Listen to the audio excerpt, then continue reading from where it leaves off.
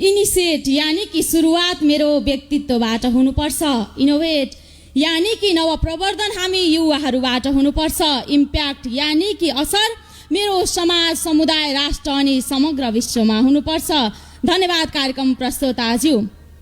आदरणीय वक्तित्व कला प्रतियोगिताका कार्यक्रमका अध्यक्षज्यू, मञ्चमा आसीन सम्पूर्ण बोर्डका पदाधिकारीज्यूहरू, समादरणीय निर्णायक मण्डल, समय सूचकज्यू, सम्पूर्ण अतिथिगण, मेचीदेखि महाकालीसम्मका 178 वटा च्याप्टरबाट उपस्थित हुनुभएका सम्पूर्ण जेसिस मनहरू, मेरा प्रतिस्पर्धी मित्रहरू लगायत उपस्थित सम्पूर्ण महानुभावहरूमा म नवलपुर जेसिस वर्ष 2024 के उपाध्यक्ष जेसी यामकला पौडेल मनिषाको तर्फबाट सम्पूर्णमा जेसिसमा अभिवादन, सम्पूर्णमा सादर नमस्कार।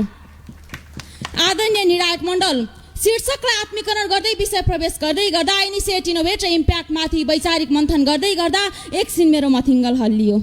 सोचे युवा केन्द्रित हौँ कि समाज, राजनीति केन्द्रित हौँ कि अर्थतन्त्र, मेरो आफ्नै संस्था जेसिसको सेरोफेरोमा रहेर बोलौँ कि अन्तर्राष्ट्रवादको बारेमा बोलौँ। तर पनि महोदय, जुनसुकै विषयवस्तुमा जतिसुकै गोत्लिए पनि इनिसिएट र इनोभेट आफ्नै माथाबाट हुनुपर्छ, जसको इम्प्याक्ट, सकारात्मक इम्प्याक्ट समाजका सम्पूर्ण अवयवहरूमा पर्नुपर्छ भन्ने बुझाइसहित विषय प्रवेशको अनुमति चाहन्छु। धन्यवाद। वर्तमानमा पुराना संरचनाहरूबाट सायद वाक्क अधिक्क भएर होला हामी इनिसिएट भन्छौँ। यो भएन, त्यो भएन, यस्तो हुनु पर्यो, उस्तो हुनु पर्यो भन्दै राग लाप्छौँ। तर कहिले त्यो इनिसिएट हामीबाट गऱ्यौँ या केमा गर्ने सोचिरहेका छौँ र कहिले गर्ने भनेर बसिरहेका छौँ। मैले बुझेको सुरुवात युवाहरूका लागि बाजा बजाएर त पक्कै आउँदैन। एउटा उदाहरण प्रस्तुत गरौँ महोदय। स्वामी प्रपन्नाचार्यले 33 वर्षको उमेरमा, महोदय मात्र 33 वर्षको उमेरमा क ख र साम अक्षर सिक्नकै लागि लिएको इनिसिएसन र उनले सिर्जनाको विकासमा वेदमा के छ भन्ने ग्रन्थ लेखेर गरेको इनोभेसन, जसको इम्प्याक्ट स्वरूप हाम्रो पूर्वीय दर्शनले एउटा निधि प्राप्त गर्यो भने पूर्वीय चिन्तनको उचाइ अझै अग्लिँदै गयो महोदय। अर्कोतर्फ वर्तमान विश्वका डिजिटल हस्ती इलन मस्कले आफ्ना भाइ किम्बल मस्कसँग मिलेर समाचार पत्रलाई बिजनेस डाइरेक्टरीको आपूर्ति गर्न खोलेको जिप2 नामक कम्पनीले निरन्तर इनोभेसन गर्दै टेस्ला, पेपल र स्पेसएक्स जस्ता डिजिटल सेवा विश्वलाई दिइरहेको छ, जसको इम्प्याक्ट स्वरूप महोदयमा भनौँ स्पेसएक्समा जोडिने न्युरालिङ्क चिप अब मानवको मस्तिष्कमा जोड्ने तयारीमा विश्व पुगिसकेको छ भने 2027बाट त मङ्गल ग्रहमा बस्ती बसाउने तयारीमा विश्व पुगिसकेको छ भने इनिसिएट, इनोभेट र इम्प्याक्टको यो भन्दा दरिलो उदाहरण अर्को के हुन सक्छ र?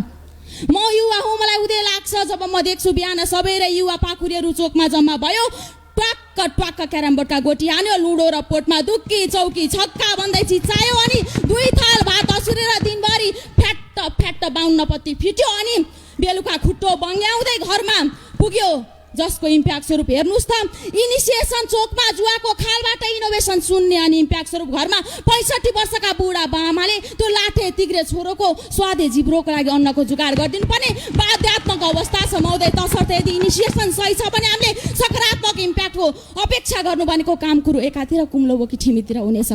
अर्कोतर्फ हामी एकचोटि पछाडि फर्केर हेरौँ त, एउटा सानो नृत्य समूहबाट इनिसिएट भएको जेसिस आज विश्वभर 120 भन्दा बढी देशहरूमा फैलिँदै करिब 5,000 भन्दा बढी लोकल च्याप्टर र 2 लाख भन्दा बढी सक्रिय युवा जनशक्तिलाई सङ्गठित गर्ने अन्तर्राष्ट्रिय संस्थाको रूपमा आफूलाई स्थापित गर्न सफल भएको छ, जसको इम्प्याक्ट स्वरूप आज विश्वका चाहे अमेरिकाका केनेडी हुन् वा क्लिन्टन हुन् वा संयुक्त राष्ट्रसङ्घका पूर्व महासचिव कोफी अन्नान हुन् वा भारतका अब्दुल कलाम आजाद नै किन नहुन्, मैले यी व्यक्तित्वको नाम यहाँ किन जोड्न खोजिरहेको भने यी हाम्रा जेसिसका उत्पादन हुन्, जसले आफ्नोबाट इनिसिएसन गरे, आफ्नो लिडरसिप क्वालिटिजमा इनोभेसन गरेर इम्प्याक्ट स्वरूप आफ्नो देश त छँदैछ, समग्र विश्वलाई नै हल्लाए। नेपालको सन्दर्भमा कुरा गर्ने हो भने नेपालका खेतबारी बाजा छन्, हो ती बाजा खेतबारीबाट इनिसिएसन लिनुपर्छ, जसको इम्प्याक्ट स्वरूप अब त्यो परम्परागत खेतीलाई अब आधुनिकीकरण गर्नका लागि व्यवसायीकरण गर्नका निमित्त सरकारले इनोभेसन गर्नुपर्छ र इम्प्याक्ट स्वरूप अब नेपालले विदेशलाई खाद्यान्न निर्यात गर्न सक्नुपर्छ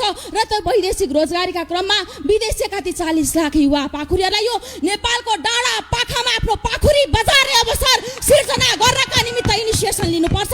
ती युवाहरूले चाहेको जस्तै नीति नियम र कार्यविधि विकास गर्नका निमित्त अब इनोभेसन गर्नुपर्छ र त युवाहरूलाई जन्मिँदै म यही देशमा बाँच्छु, यही देशमा मर्छु भन्ने सपना लिएर जन्मिन सक्ने वातावरण बनाउन सक्नुपर्छ।